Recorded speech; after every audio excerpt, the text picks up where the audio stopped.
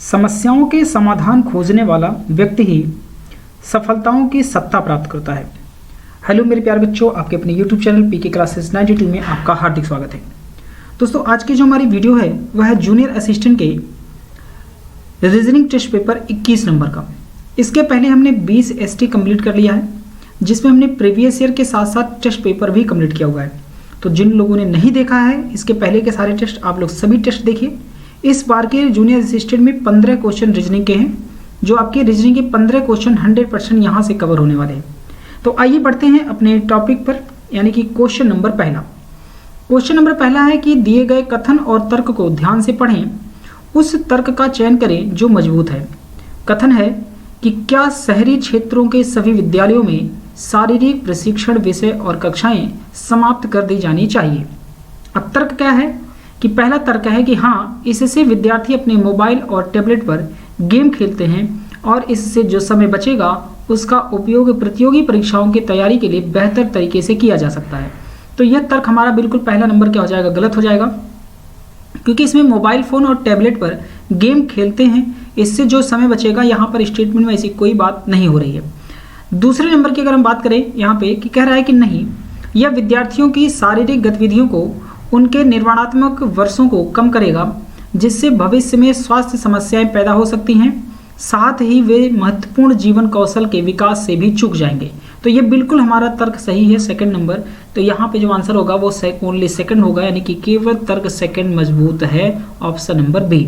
ठीक है, ऐसा इसलिए है क्योंकि विद्यार्थियों के लिए, विशेषकर शहरी स्कूलों के जो बच्चे होते हैं, उनको शारीरिक शिक्षा और व्यायाम के लिए ना अत्यधिक आवश्यकता होती है। जो क्योंकि वो ज़्यादातर लोग क्या होते हैं, उस एटमॉस्फेयर में नहीं रह पाते हैं जिस तरीके से बच्चे जो है ग्रामीण परिवेश के होते हैं। ठीक है, तो जो उनके शारीरिक और मानसिक विकास को क्या करता है, सहायक करेगा। तो स्कूल में इसे बंद कर देने पर क्या होगा, भविष्य में बच्चों की जो स्वास्थ्य संबंधी समस्या होगी वो पैदा हो सकती है। तो इसलिए केवल तर्क यहाँ पे हमारा सेकंड मजबूत होगा, हमारे जो स्टेटमेंट के अकॉर्डिंग आधार पर जो कह रहा है बात। ठीक है, तो only b is the right answer. अगला नंबर है क्वेश्चन नंबर दूसरा। आपको पता चला है कि आपके एक चचेरे भाई ने अपने 1 साल के बच्चे को अनिवार्य टीका नहीं लगवाया है। इस स्थिति में आपका सबसे अधिक तार्किक उत्तर क्या होगा। तो पहला है कि आप बाद में चचेरे भाई से टीका लगवाने के लिए कहेंगे, तो बाद में है तो इसका मतलब यहाँ पर एक कंडीशन लिखा है अनिवार्य टीका है, तो ध्यान रखिएगा, अनिवार्य का मतलब बाद में नहीं हो सकता, इसलिए पहला गलत हो जाएगा। दूसरा कि आप उसे प्राथमिकता पर टीका लगवाने के लिए डॉक्टर से मिलने के लिए कहेंगे। हाँ, ये शर्त हो सकती है। आगे पढ़ लेते हैं। आप उनकी गलती के लिए नवजात शिशु के माता पिता दोनों को अपमानित करेंगे, तो ये बिल्कुल गलत है, अपमानित नहीं करेंगे। आप उन्हें बताएंगे कि यह चिंता का विषय नहीं है, बिल्कुल चिंता का विषय है। क्यों? क्योंकि यहाँ पर अनिवार्य टीका है, इसलिए चिंता का विषय है, इसलिए डी नंबर भी कैंसिल हो जाएगा। तो option is the b is the right answer. हमारा जो आंसर होगा वो बी सही हो जाएगा। आगे बढ़ते हैं। क्वेश्चन नंबर तीसरा है कि विकल्प में से लापता संख्या चुनें। तो यहाँ पर क्या है, LMN फिर MNO PNOPQR दिया है, आगे क्वेश्चन मार्क लगा है। तो सबसे पहले ध्यान दीजिएगा कि LMN के बाद यहाँ फिर से M से शुरू हो गया, तो MNO और P हो गया, फिर N से शुरू हो गया, NOP, उसके बाद QR है और आगे क्वेश्चन मार्क है। तो LMN यानी कि 3 लेटर हैं, फिर MNOP यानी कि 4 हैं, फिर NOPQR यानी कि यहाँ पर देखिए 5 हो गए हैं।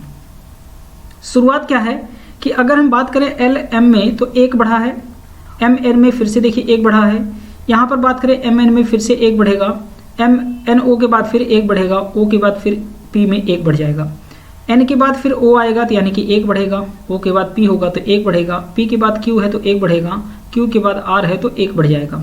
ठीक है, अब इसके बाद की जो कंडीशन है वो यहाँ पर लेटर शुरुआत किससे होगी।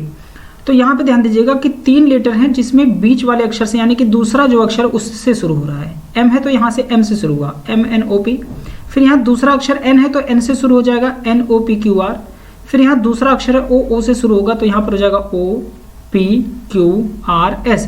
अब चूंकि यहाँ 5 लेटर है तो यहाँ 6 होना चाहिए, तो S के बाद T हो जाएगा, तो 6 लेटर, लेकिन यहाँ ऑप्शन में कहीं पर भी 6 लेटर नहीं दिया है, मतलब आखिरी अक्षर हटा देंगे, टी को हटा देते हैं, तो OPQR होगा, O से शुरू होगा, जिसमें एक ही ऑप्शन बचता है जो O से शुरू हो रहा है, A नंबर। बाकी यहाँ P से है तो गलत हो जाएगा, DA भी गलत हो जाएगा, CA भी गलत हो जाएगा। तो ऑप्शन इज द फर्स्ट, हमारा आंसर क्या हो जाएगा, सही हो जाएगा। ठीक है, पहला नंबर बिल्कुल करेक्ट आंसर होगा। आगे बढ़ते हैं। क्वेश्चन नंबर अगला हमारा है नेक्स्ट नंबर कि दिए गए वक्तव्य और 4 तर्क को ध्यान से पढ़ें, उस तर्क का चयन करें जो मजबूत तर्क है, यानी मजबूत तर्क बताना है। वक्तव्य दिया हुआ है कि क्या छोटे बच्चों पर इतना भारी स्कूल बैग लादा जाना चाहिए, ठीक है। तर्क कहता है कि हाँ, भारी बैग का अर्थ है अधिक ज्ञान, तो ऐसा बिल्कुल भी नहीं है। पहला तर्क तो एकदम गलत हो जाएगा कि भारी बैग का अर्थ है कि उसको क्या है कि अधिक ज्ञान होगा, तो ऐसा नहीं है, ठीक है। दूसरा है कि नहीं, भारी स्कूल बैग से बच्चों की शारीरिक मुद्रा खराब हो जाती है, ठीक है। ये बिल्कुल सही हो सकता है कि नहीं कि भारी स्कूल बैग से जो है बच्चों की शारीरिक मुद्रा खराब हो जाती है, तो बिल्कुल सही है। अगर आप बच्चों पर बहुत अधिक भार रख देते हैं तो अभी नवजात शिशु जो होते हैं, जो बच्चे होते हैं, यानी कि जो स्कूल जाने लगे होते हैं, धीरे धीरे उनकी शारीरिक विकास होता है, तो अगर उनको भारी बैग अगर होगा तो उनके शारीरिक विकास में कहीं ना कहीं दिक्कत आती है, तो ये बिल्कुल सही हो सकता है। आगे के हम पढ़ते हैं अभी और क्या कह रहा है। हाँ, ज्ञान अर्जन के लिए बच्चों को अनुकूलित होना चाहिए, ठीक है। तो ज्ञान ज्ञान अर्जन के लिए बच्चों को अनुकूलित होना चाहिए, तो इसका स्टेटमेंट से कोई लेना देना तो फिलहाल नहीं है। फिलहाल आगे बढ़ लेते हैं। नहीं, एक भारी बैग से कभी भी ज्ञान संग्रहण सुनिश्चित नहीं होता है, ठीक है। तो यहाँ पर जो आंसर बनेगा ये ध्यान रखिएगा, यहाँ पे चौथा भी बिल्कुल सही है। नहीं, एक भारी बैग से कभी भी ज्ञान संग्रहण सुनिश्चित नहीं होता, ये भी बिल्कुल सही है, क्योंकि भारी बैग से ये निश्चित नहीं किया जा सकता कि उनके ज्ञान पर कोई प्रभाव पड़ेगा। तो दूसरा और चौथा तो बिल्कुल सही है, ठीक है। तीसरे नंबर की बात कर लेते हैं। हाँ, ज्ञान अर्जन के लिए बच्चों को अनुकूलित होना चाहिए, तो ये कहीं पर भी स्टेटमेंट में इसका कोई जिक्र नहीं, तो इसलिए तीसरा भी गलत हो जाएगा। तो इसका जो आंसर होगा वो सी हो जाएगा, यानी कि दूसरा और चौथा इज द राइट आंसर। तो सेकंड और फोर्थ ठोस तर्क हमारा है, option c is the right answer. आगे बढ़ते हैं। क्वेश्चन नंबर अगला है कि नीचे दिए गए विकल्पों में से संबंधित चित्र को चुनिए। तो यहाँ पर ध्यान दीजिए कि जो चित्र दिया हुआ है ये एनालॉगी है, यानी कि नॉन वर्बल में। तो पहले और दूसरे फिगर में हमें कंपेयर करना है और तीसरे और चौथे में अप्लाई कर देना है। तो ये ध्यान रखिएगा, यहाँ पर हम लोग फॉलो करते हैं और तीसरे चौथे में हम लोग क्या करेंगे, अप्लाई कर देंगे, ठीक है। अब यहाँ पर ध्यान दीजिए कि जो यहाँ पर एरो बना हुआ है यह 90 डिग्री एंटी क्लॉकवाइज आ गया। कितना आ गया, 90 डिग्री एंटी क्लॉकवाइज। और यहाँ पर जो तीर के पीछे का हिस्सा है, ये पिछला भाग है, ये हमारा 180 डिग्री घड़ी की दिशा में घूम गया है, ठीक है। ये यहाँ था और 180 डिग्री घूम के यहाँ पर आ गया, उसके बिल्कुल सामने। तो इसका मतलब जो यहाँ पर चांद के आकार का ये बना है, ये 90 डिग्री घूमेगा एंटी क्लॉकवाइज। तो सबसे पहले इसका जो ग्राफ बनेगा वो बिल्कुल ऐसे बन जाएगा, ठीक है। इसके लिए जो तीर है ये 90 डिग्री 180 डिग्री घूमेगा, 90 नहीं 180 डिग्री घूमेगा, तो ये यहाँ पर पहुंच जाएगा इस तरह से। तो जो यहाँ पर तीर बनेगा वो इस तरह से बन जाएगा, मतलब ये तीर और ये चांद का आकार का जो फिगर बनेगा वो इस प्रकार से बन जाएगा, ठीक है। तो पहले हम क्या करेंगे, ऐसे फिगर को हम काटेंगे जो विकल्प के आधार पर है। तो पहला कट गया और चौथा कट गया, बचा हमारे पास बी और सी में। इन दोनों में से अब कोई एक ही हो सकता है। अब हम बात कर लेते हैं कि यहाँ पर बीच का जो यहाँ पर देखिए, ये जो हमारे पास लाइन बनी हुई है वो इस प्रकार से बनी हुई है, इसमें कोई बदलाव नहीं हुआ, ठीक है। ये जैसे हैं वैसे के हैं। देखिए ये बीच वाला जो लाइन है ये बिल्कुल ऐसे का ऐसे ही है, इसमें कोई परिवर्तन नहीं है। तो ये जो बीच की लाइन होगी इसमें कोई परिवर्तन नहीं होगा, मतलब ये जो फिगर बनेगा वो बिल्कुल इसी प्रकार से ही फिगर बन जाएगा। तो यानी कि इसमें ऑप्शन सिर्फ हमारे पास बी में दिख रहा है, सी हमारा कैंसिल हो जाएगा, सी में नहीं दिख रहा है तो सी कैंसिल हो जाएगा, तो बी इज द हमारा राइट आंसर हो जाएगा। अगर हम बात करें तो ये फिगर देखिए बिल्कुल दर्पण प्रतिबिंब की तरह, ये बिल्कुल राइट का लेफ्ट, लेफ्ट का राइट हो गया है, उल्टा हो गया है। तो वैसे ये भी जब उल्टा हो जाएगा तो ये भी जो हमारा फिगर बनेगा वो इसी प्रकार से उल्टा हो जाएगा, तो पैटर्न हमारा इस प्रकार से बन जाएगा ये फिगर, ठीक है, बन करके तैयार होगा, जो कि option number b is the right answer है, सी हमारा गलत हो जाएगा। आगे बढ़ते हैं। क्वेश्चन नंबर अगला है हमारा छठा नंबर कि 3 कथन और उनसे संबंधित 3 निष्कर्ष 1, 2 और 3 दिए गए हैं। कथनों को सत्य मानते हुए भले ही वे आमतौर पर ज्ञात तथ्यों से अलग हों, यह निर्णय ले कि कौन कौन सा निष्कर्ष कथन का अनुसरण तार्किक रूप से करता है। तो कथन हमारा कह रहा है कि सभी पेंटिंग डिवाइस है, ठीक है, सभी जो पेंटिंग है वो डिवाइस है, तो सभी पेंटिंग डिवाइस हो जाएंगी। तो यहाँ पर हमने डिजाइन बना दिया, डिजाइन हो जाएगा, ठीक है। सभी डिजाइन घर हैं, तो सभी डिजाइन जो क्या हो जाएंगे, सभी डिजाइन वो घर हो जाएंगे, तो यहाँ पर घर हो जाएगा। और सभी घर क्या हैं, वो वस्तुएं हैं, तो सभी घर भी जो है वो वस्तुएं हो जाएंगी, तो ये हमारा बन जाएगा, यहाँ पर आ जाएगा वस्तुएं, ठीक है। अब हमें निष्कर्ष निकालना है। निष्कर्ष कहता है कि सभी डिजाइन वस्तुएं हैं, तो ध्यान दीजिएगा सभी डिजाइन जो है वो वस्तु है, तो सभी डिजाइन जो है वो वस्तुओं के अंदर है, तो ये बिल्कुल परफेक्ट है, एकदम सही आंसर है कि सभी डिजाइन वस्तु है, ये बिल्कुल होगा। कुछ घर पेंटिंग है, पेंटिंग जो है घर के अंदर ही है, तो इसका मतलब कुछ घर भी क्या होगा, पेंटिंग होगा, तो ये भी बिल्कुल सही है, दूसरा भी सही हो जाएगा। कुछ पेंटिंग घर नहीं है, अगर स्टेटमेंट पॉजिटिव है तो कंक्लूजन कभी भी नेगेटिव नहीं हो सकता, इसलिए तीसरा भी गलत हो जाएगा। तो फर्स्ट और second is the right answer, option number B, यानी कि पहला और दूसरा हमारा सही हो जाएगा। ऑप्शन बी हम यहाँ पर सही करेंगे। आगे बढ़ते हैं, क्वेश्चन अगला हमारा है नेक्स्ट नंबर 7वां नंबर।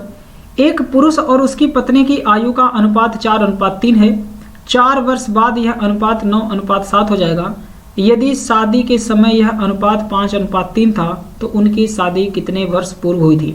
तो सबसे पहले ध्यान रखिएगा कि हम मान लेते हैं कि माना पुरुष की, जो पुरुष है ना, उसकी आयु को हम मान लेते हैं कि पुरुष की जो वर्तमान आयु कितनी है, जो पुरुष की वर्तमान आयु हो जाएगी वो कितनी हो जाएगी, हम मान लेते हैं यहाँ पर 4a, कितना मान लेते हैं, 4a वर्ष हो जाता है। ठीक है, 4a हो जाएगा, क्योंकि अनुपात कितना दिया, 4:3 का है।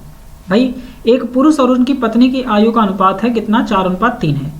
तो उसके बाद उनकी पत्नी, यानी कि उनकी पत्नी जो होंगी, ठीक है, उसकी पत्नी की आयु क्या होगा, उसकी पत्नी की आयु, उसकी पत्नी क्या मान लेते हैं 3a, कितना हो जाएगा, 3a वर्ष हो जाएगा। ठीक है, कितना हो जाएगा, 3a वर्ष हो जाएगा। अब कह रहा है कि 4 वर्ष के बाद, अब 4 वर्ष के बाद ध्यान रखिएगा, 4 वर्ष के बाद, अब 4 वर्ष बाद अगर हम बात करें तो इनकी जो आयु बनेगी वो हो जाएगी 4a प्लस में कितना, 4। ठीक है, और इसके बाद कितना हो जाएगा, तथा जो उनकी पत्नी का होगा वो 3a प्लस कितना हो जाएगा, 4। तो हमने पुरुष में भी 4 साल बढ़ाया है और पत्नी के, उनकी पत्नी में भी 4 साल बढ़ा दिया। भाई एज बढ़ेगी तो सबकी बढ़ेगी, ऐसा तो है नहीं कि एक की एज हमने 4 साल बढ़ा दिया, दूसरे की रुका हुआ है, तो दूसरे की भी बढ़ेगी 4 साल। तो उनकी, पुरुष की भी वर्तमान आयु हमने 4 साल बढ़ाई है वर्तमान से, और उनकी पत्नी की आयु हमने 4 साल बढ़ा दिया। ठीक है, अब शर्त ये है कि अब इसी को हम क्या करेंगे, सॉल्व कर देंगे। तो यहाँ हम क्या करते हैं कि 4a प्लस में 4, और यहाँ पर कितना हो जाएगा, 4a प्लस कितना, 4, और इनके बाद हमें कंडीशन कितनी है, 3a और प्लस में कितना, 4, और बराबर अनुपात कितना हो जाता है 4 साल के बाद, 9:7 हो जाता है। मतलब 9 बटे हम कितना लिख देंगे, 7 लिख देंगे। ठीक है, यह 4 वर्ष के बाद का अनुपात होगा, 9:7 का। अब इसी को सॉल्व कर दें, क्रॉस मल्टीप्लाई कर देते हैं, तो कितना हो जाएगा, 7 चौक 28a, और प्लस में 7 चौक कितना 28, और बराबर 9 त्रिक 27a, और यहाँ पे 9 चौक कितना हो जाएगा, 36 हो जाएगा। ठीक है, 9 चौक 36। अब 28a 27a में कितना बचेगा, a, और 36 में से हमें 28 घटा देंगे तो कितना बच जाएगा यहाँ पे 8, यानी कि a की जो वैल्यू आ गई वो कितनी आ गई, 8 आ गई। अब वर्तमान की, यानी कि पुरुष की जो वर्तमान आयु है वो कितनी हमने लिखी है, 4a लिखी है। तो यहाँ पर हम लिख लेते हैं कि पुरुष की जो वर्तमान आयु होगी क्या हो जाएगी, जो पुरुष की वर्तमान आयु कितनी हो जाएगी, पुरुष की वर्तमान आयु जो हो जाएगी वो हो जाएगी 4 का गुणा करेंगे 8 में, क्योंकि a का मान 8 आ गया है, तो 8 से कितना हो जाएगा, 32 वर्ष। यानी कि जो पुरुष है वह 32 वर्ष का है, और उनकी पत्नी, ठीक है, उनकी पत्नी की आयु कितनी हो जाएगी, पत्नी की जो आयु बनेगी वो हो जाएगी 3a है, तो 3 का गुणा करेंगे हम 8 में, तो 8 3 कितना हो जाएगा, 24 वर्ष। यानी कि उनकी पत्नी जो है वर्तमान में 24 साल की हैं, और जो पुरुष है वो 32 साल का है। अब सवाल जो कह रहा है, अब मान लेते हैं हम लोग कि उनकी x वर्ष पहले शादी हुई थी। ठीक है, क्या करना है, हम मान लेते हैं कि x वर्ष पूर्व उनकी शादी हुई थी, x वर्ष पूर्व जो है उनकी शादी हुई थी। ठीक है, माना x वर्ष पूर्व उनकी शादी हुई थी। ठीक है, उनकी शादी जो हुई थी वो x वर्ष पूर्व हुई थी। ठीक है, तो अब क्या करना है हमें, x 32 माइनस, यानी कि वर्तमान उम्र 32 है, माइनस x कर देते हैं, क्योंकि हमें x की वैल्यू निकालनी है।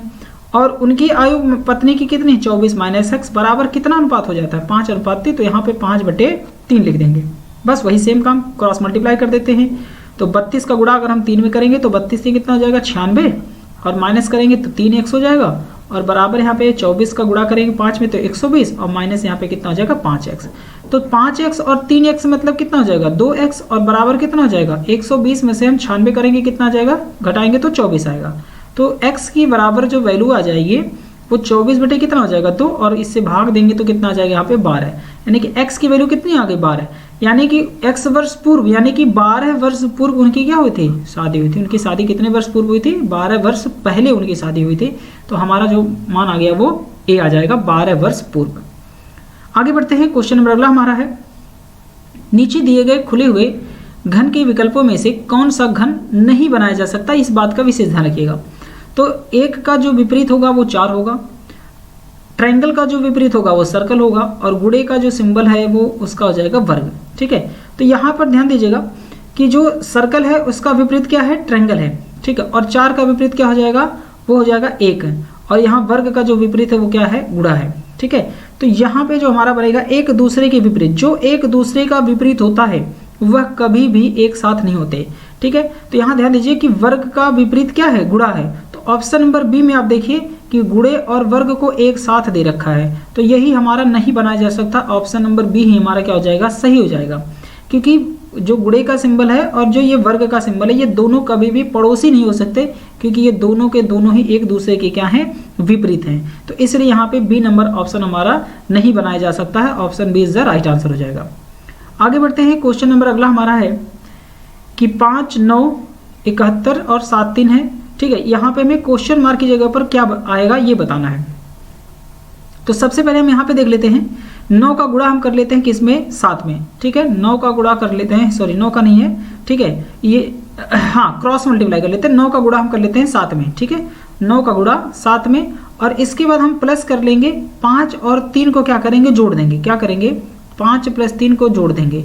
ठीक है, तो 9 का गुणा 7 में कर दिया, यानी कि ये जो 9 है इसका हमने गुणा कर दिया 7 में, और ये 5 और 3 को हमने क्या कर दिया है, जोड़ दिया है। ठीक है, इन दोनों में पहले गुणा होगा, 9 × 7 = 63 यहाँ पे हो जाएगा, और 5 और 3 कितना हो जाएगा, 8। तो 63 और 8 जोड़ेंगे कितना आ जाएगा, 71 बनेगा। अब सेम यहाँ पर भी अप्लाई कर दो इस फिगर में। तो पहले में करना है 4 का गुणा 4 में। ठीक है, उसके बाद प्लस करना है, क्या करेंगे, 8 और प्लस में 2 को जोड़ देंगे। तो 4 चौक कितना हो जाएगा, 16, और 8 2 कितना हो जाएगा, 10। तो 16 और 10 कितना हो गया, 26। अब यही नियम हमें यहाँ अप्लाई कर देना है। तो पहले 11 का गुणा करना है, पहले हमें किस में, सॉरी 8 का गुणा करना है 6 में। पहले 8 का गुणा करना है हमें 6 में, उसके बाद प्लस करना है। प्लस कितना करना है, हमें प्लस करना है, तो प्लस कितना करेंगे,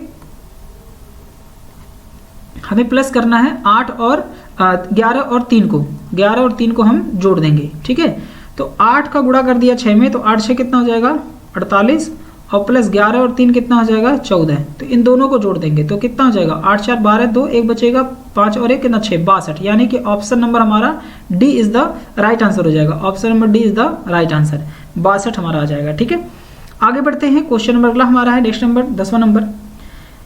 यदि 91 हैज़ 32 बराबर 7 है और 83 हैज़ 54 बराबर 4 है, तो 62 हैज़ 96 का मान ज्ञात कीजिए। ठीक है, तो सबसे पहले यहाँ क्या करना है कि 91 और 32 जो दिया है उसको समझ लेते हैं कि 9 और -1 कर देंगे, यानी कि हमें क्या करना है, 9 और 1 में से घटाना है, और 32 यानी कि 3 और 2 में से भी घटा देना है। ठीक है, तो 9 में से 1 घटाएंगे, इसके बाद यहाँ पर फिर माइनस कर देंगे, फिर कितना, 3 और -2 कर देंगे। ठीक है, ऐसे समझिए अलग अलग नंबरों को तोड़ देना है। तो 9 में से 1 जाएगा, कितना बचेगा, 8, और 3 में से 2 जाएगा 1। अब इन दोनों को घटाएंगे तो वैल्यू कितनी आ जाएगी, 7।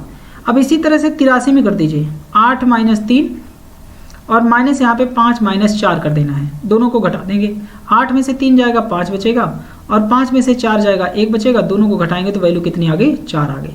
अब यही सेम चीज़ अप्लाई कर दीजिए, 6 - 2। पहले क्या करना है, इस 62 को 6 और 2 को माइनस करना है। ठीक है, तो 6 में से 2 जाएगा, कितना बचेगा, यहाँ पे 4 हो जाएगा। फिर घटा देना है, 9 और 6 को घटा देंगे, तो 9 और 6 में से घटाएंगे तो कितना बचेगा, 3 बचेगा। अब हमें माइनस कर देना फिर 3, तो 4 में से 3 जाएगा, कितना बचेगा, 1। यानी कि ऑप्शन हमारा क्या हो जाएगा, D number is the right answer. हमारा ऑप्शन डी हमारा सही हो जाएगा। ठीक है, 1 आंसर आएगा। आगे बढ़ते हैं, क्वेश्चन में अगला है कि दोस्तों का एक समूह है जो षटकोणीय स्थिति में इस प्रकार बैठे हैं कि षटकोण के प्रत्येक कोण पर एक व्यक्ति हूँ। ठीक है, रवि राजेश के सामने बैठा है, प्रियंका विभा के बराबर में बैठी है, नीना विभा के सामने बैठी है लेकिन रवि के बराबर में नहीं बैठी है। यदि अनुज और राजेश के बीच में एक व्यक्ति बैठा है तो वह व्यक्ति कौन है। तो पहले हमें षटकोण बनाना है। षटकोण का मतलब यहाँ पर पहले गुणे बनाइए और यहाँ पर एक बीच में इस तरह का सिंबल डाल दीजिए। ये बन गया आपका षटकोण, मतलब 6 लोगों की पोजीशन हमें बनानी है। ठीक है, ये षटकोण बन जाएगा इस प्रकार से। अब पहले हमें क्या करना है, स्टार्टिंग करते हैं। षटकोण हमने बना लिया। अब कह रहा है कि इसमें रवि राजेश के सामने बैठा है। अब आप किसी को कहीं बैठा दीजिए, कोई दिक्कत नहीं है। तो रवि को यहाँ बैठा लेते हैं और रवि के सामने राजेश बैठा है तो हम राजेश को यहाँ पर बैठा देते हैं। ठीक है, आप चाहें तो रवि को नीचे कर दीजिए, राजेश को नीचे कर दीजिए, कोई दिक्कत नहीं है। आप किसी को कहीं भी बैठा सकते हैं। तो रवि है यहाँ पर, और रवि के जस्ट हमने किसको बैठा दिया, राजेश के सामने बैठा है। रवि राजेश के सामने बैठा है, तो राजेश के सामने रवि बैठा दिया या रवि के सामने राजेश बैठा दिया, एक दूसरे के आमने सामने होंगे। अब कह रहे प्रियंका विवाह के बराबर में बैठी है। अब जो प्रियंका होगी वो विवाह के बराबर होगी, तो जहां पर बैठेंगे वो एक साथ बैठेंगे, मतलब प्रियंका और विवाह एक साथ होंगे। तो प्रियंका यहाँ कर सकते हैं, विवाह यहाँ कर सकते हैं, और या फिर हम क्या कर सकते हैं, प्रियंका को हम यहाँ कर दें और विवाह को हम यहाँ कर सकते हैं। ठीक है, कंडीशन हम कुछ भी बना सकते हैं। आप हमेशा 2 डायग्राम फिगर बना के चलिए, संभावना बना लेकर के। ठीक है, तो प्रियंका और विवाह क्या है, प्रियंका और विवाह आमने सामने है, मतलब बराबर में बैठी हैं। नीना विवाह के सामने बैठी है, जो नीना है वह विवाह के सामने बैठी है।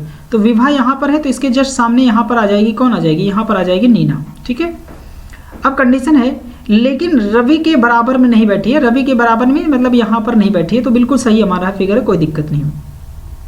एक ही लोग बचते हैं अनुज, तो अनुज को हम यहाँ पर बैठा देंगे। ठीक है, आगे कंडीशन क्या रहा है कि यदि अनुज और राजेश के बीच में एक व्यक्ति बैठा है। ठीक है, तो देखिए अनुज यहाँ है, राजेश यहाँ है, इनके बीच में एक व्यक्ति बैठा है, कौन है, नीना। तो वह कौन है, तो यहाँ पर जो आंसर हमारा आ जाएगा वो आ जाएगा नीना, यानी कि option number C is the right answer हो जाएगा। ठीक है, आगे बढ़ते हैं। क्वेश्चन नंबर, अगला नंबर है हमारा 12 नंबर। 10वीं कक्षा के डिवीजन ए में 45 छात्रों द्वारा प्राप्त किए गए अंकों का औसत कितना है, 69 है। डिवीजन बी के 65 छात्रों के अंकों का औसत 65 है, और डिवीजन सी के 50 छात्रों के अंकों का औसत 63 है। 10वीं कक्षा के तीनों डिवीजन के छात्रों के अंकों का औसत ज्ञात कीजिए। अब हमें यहाँ पे औसत निकालना है, तो सबसे पहले हमें क्या करना है कि 10वीं कक्षा के डिवीजन ए में, जो 10वीं कक्षा के डिवीजन ए में है उनमें 45 छात्रों का औसत निकाल लेते हैं। क्या निकाल लेते हैं, 45 छात्रों का औसत निकाल लेते हैं। ठीक है, तो कह रहा है कि 45 छात्रों द्वारा प्राप्त किए गए अंकों का औसत कितना है, 69 है। तो इसका मतलब हमें 45 का गुणा करना है 69 में। कितने में करना है, 69 में। अब जब हम गुणा करेंगे 45 का गुणा हो जाएगा किसमें, 69 में, यानी कि 69 में। तो यहाँ पर आएगा हमारे पास कितना, 3105 आ जाएगा। कितना आ जाएगा, 3105 आ जाएगा। अब कह रहा है कि बी में, अब बी की अगर हम बात करें, डिवीजन बी में 65 छात्रों का जो अंकों का योग है, ठीक है, 65 छात्रों का अंकों का जो योग है वह कितना बनेगा। ठीक है, छात्रों का औसत कितना है, 65 है। ठीक है, तो यहाँ पर बी में 65 है, औसत अगर हम इनको निकालेंगे तो औसत निकालने के लिए क्या करना होगा, 65 का गुणा किस में कर देंगे, 65 में कर देंगे। ठीक है, तो 65 का गुणा 65 में अगर हम करेंगे तो ये ध्यान रखिएगा कितना बनेगा, यहाँ पर हो जाएगा 42 और कितना हो जाएगा, 25 हो जाएगा। कितना, 42 और 25 हो जाएगा। ये बी के है ना, बी के औसत निकल गए। अब सी में कह रहा है कि 50 छात्रों का जो औसत होगा, ठीक है, 50 छात्रों का जो औसत दिया है वो दिया है 63। तो 50 का गुणा हम किस में कर देंगे, 63 में कर देंगे। तो यहाँ पर जो वैल्यू आ जाएगी वो हमारी आ जाएगी 3150। कितना आ जाएगा, 3150 हो जाएगा। क्लियर है। अब कह रहा है कि 10वीं कक्षा के तीनों डिवीजन में, 10वीं कक्षा के तीनों डिवीजन में छात्रों का अंकों का औसत क्या है, तो हमें क्या करना है, इन तीनों को जोड़ देना है। यानी कि 3105 और यहाँ पर हो जाएगा बी में 42 और 25 और सी में हो जाएगा 31 और 50। ठीक है, इन तीनों को हमें जोड़ देना है। और जब इन तीनों को जोड़ेंगे तो यहाँ पर जो वैल्यू आ जाएगी वो आ जाएगी 10,480। कितना आ जाएगा, 10,480 आ जाएगा। अब इन तीनों डिवीजनों के सभी छात्रों की कुल संख्या का, ठीक है, कुल संख्या यहाँ पे कितनी होगी, ठीक है, 10वीं कक्षा के तीनों डिवीजन के छात्रों के अंकों का औसत पूछा है। तो सबसे पहले हमें क्या करना है, तीनों डिवीजन में कितने टोटल छात्र हैं ये गिन लेते हैं। तो इसमें ए के कितने हैं, 45, बी में कितने हैं 65 और सी में कितने हैं 50। ठीक है, अब इन तीनों को जब हम जोड़ेंगे, इन तीनों लोगों को जब हम जोड़ेंगे तो टोटल कितना आ जाएगा, टोटल आ जाएगा, यहाँ पे ध्यान दीजिएगा कि 60 है, 60 और 40 कितना हो जाएगा 100 और 110, 150, 100 कितना आ जाएगा 60। यहाँ पर टोटल जो हो गए वो 160 हो गए छात्र। ठीक है, जो छात्रों का औसत हो गए टोटल, यहाँ पे छात्र जो हो गए टोटल वो कितने हो गए, कुल छात्रों की संख्या ये 160 हो गई।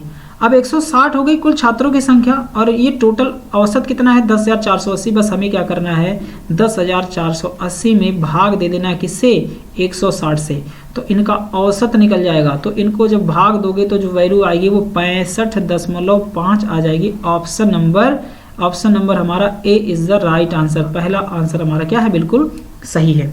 ठीक है, आगे बढ़ते हैं। क्वेश्चन नंबर अगला हमारा नेक्स्ट नंबर है, आपको एक प्रश्न और 2 कथन दिए गए हैं। ये ज्ञात करें कि कौन सा या से कथन दिए गए प्रश्न का उत्तर देने के लिए आवश्यक है या पर्याप्त है। प्रश्न दिया है कि ए बी सी डी और ई में से सबसे हल्का कौन है। ठीक है, सबसे हल्का कौन है। तो ये है DI का क्वेश्चन, डाटा इंटरप्रिटेशन, यानी कि ये डाटा सफिशिएंसी का, कि कौन से आंकड़ों से यानी कि कथन से प्रश्न का उत्तर निकाला जा सकता है। तो कथन कह रहा है कि C B और E से भारी है। जो C है वह B और E से भारी है। तो ऐसे केस में दो डायग्राम बनेगा कि C भारी तो है लेकिन यहाँ पे E हो सकता है या यहाँ पे B हो सकता है, लेकिन D से हल्का है, लेकिन D से हल्का है तो D यहाँ हो जाएगा और यहाँ से D आ जाएगा। तो पूछा है कि सबसे हल्का कौन है, तो सबसे हल्का या भाई यहाँ इसके हिसाब से E भी हो सकता है, B हो सकता है, तो निश्चित नहीं होगा। तो पहले से प्रश्न का उत्तर निकाला नहीं जा सकता। ठीक है, पहले से प्रश्न का उत्तर निकाला नहीं जा सकता। कह रहा है कि D सबसे भारी नहीं है। अब अगर D सबसे भारी नहीं है तो इसका मतलब इसके पहले भी कोई और होगा और जिसका नाम हो सकता है A। ठीक है, तो अगर यहाँ पे हो जाएगा D सबसे, तो दोनों के हिसाब से भी सबसे हल्का कौन है ये निश्चित नहीं हो सकता, क्योंकि E और B में कौन हल्का है ये बात कही नहीं जा सकती। तो ये भी हमारा आंसर नहीं निकल सकता। और दोनों डाटा को अगर हम मिला भी दें तो भी प्रश्न का उत्तर निकालना संभव नहीं है। तो इसका आंसर हो जाएगा D नंबर। कथन फर्स्ट और कथन सेकंड दोनों एक साथ भी प्रश्न का उत्तर देने के लिए पर्याप्त नहीं है। Option D is the right answer. अगला क्वेश्चन है 14 नंबर कि निम्न आरेख अंग्रेजी, हिंदी और गणित विषय में फेल विद्यार्थियों की संख्या को दर्शाता है। ठीक है, अब फेल विद्यार्थियों की संख्या को दर्शा दिया है। यहाँ पे जितने लोग हैं ये सब फेल विद्यार्थी हैं। तो कह रहा है अंग्रेजी, हिंदी और गणित विषयों की परीक्षा के लिए 500 प्रत्याशी जो है हाजिर हुए हैं। ठीक है, 500 विद्यार्थी हैं टोटल। अब इसमें टोटल जो है वो कुल जो संख्या है वो 500 है। अब शामिल हुए हैं कम से कम 2 विषयों में फेल होने वाले प्रत्याशियों का प्रतिशत कितना होगा। तो सबसे पहले हमें कुल फेल जो विद्यार्थियों का संख्या जो हो जाएगी वो कितनी हो जाएगी, वो ले लेंगे 10 और 10 के बाद यहाँ पर ले लिया जाएगा 12, 12 के बाद फिर से जोड़ लेंगे 12 और प्लस हो जाएगा 5। टोटल जो हो गए वो कितने हो गए, वो हो गए 39 टोटल। 10 कौन से हो गए, 10 ये ले लिया, 12 ये ले लिया और 12 ये हो गए और 5 ये हो गए। तो 12 12 24 और 24 और 5 29 और 10 39। टोटल जो है कम से कम कितना दिया है कि कम से कम 2 विषयों में फेल होने वाले प्रत्याशी तो 39 हैं जो कम से कम 2 विषयों में फेल हैं। ठीक है, अब हमें क्या करना है, कुल फेल विद्यार्थियों का प्रतिशत निकालना है। तो प्रतिशत बराबर कितने हैं 39 और 39 बटे टोटल कितने हैं 500, 500 और गुणा परसेंटेज करना है तो 100 हो जाएगा। अब इसी को आप क्या करेंगे 0 0 काट देंगे तो 39 बटे 5 हो जाएगा। अब 39 बटे 5 को आप भाग दे दीजिए, जो वैल्यू आ जाएगी वो हमारी आ जाएगी इतना 5 सते 35 यानी कि, और 5 अठे कितना 40 यानी कि 7.8%। कितना आ जाएगा 7.8%। Option number D is the right answer हो जाएगा। अगला क्वेश्चन हमारा है नेक्स्ट नंबर कि उड़ीसा अब भी एक अविकसित राज्य है, कथन दिया है। और उसके बाद कह रहा है कि गरीबी, बेरोजगारी और निरक्षरता जैसी समस्या हल नहीं हुई है। अब निष्कर्ष है कि उड़ीसा प्रशासन की संवेदनशीलता पर्याप्त नहीं है, यह ईश्वर की इच्छा है। तो यहाँ पे ध्यान रखिएगा, यहाँ पर दोनों ही उड़ीसा प्रशासन की संवेदनशीलता जो है पर्याप्त नहीं है, ये बिल्कुल गलत है। यह ईश्वर की इच्छा है तो ये भी बिल्कुल गलत है। ठीक है, अब यहाँ पे जो आंसर बनेगा वो डी हो जाएगा। ना तो निष्कर्ष फर्स्ट सही है और ना ही निष्कर्ष सेकंड सही है, क्योंकि उड़ीसा एक अविकसित राज्य है। इसके बहुत सारे कारण हो सकते हैं, जैसे शिक्षा, रोजगार, पानी, बिजली, सड़क, प्रशासन। तो किसी राज्य के विकास में केवल प्रशासन की भूमिका नहीं है, सारे समस्या का हल जो है हर एक इंसान के पास है। तो इसलिए फर्स्ट और सेकंड दोनों के दोनों ही निष्कर्ष क्या होंगे, गलत हो जाएंगे। तो दोस्तों ये हमारे 15 क्वेश्चन थे। आई होप आप लोगों को वीडियो पसंद आए होगी, तो प्लीज़ वीडियो को लाइक करें और अपने दोस्तों के साथ इसको शेयर करें। और अगर चैनल पर नए हैं तो सब्सक्राइब जरूर करिएगा। मिलते हैं दोस्तों नेक्स्ट वीडियोज़ में, तब तक के लिए थैंक यू वेरी मच।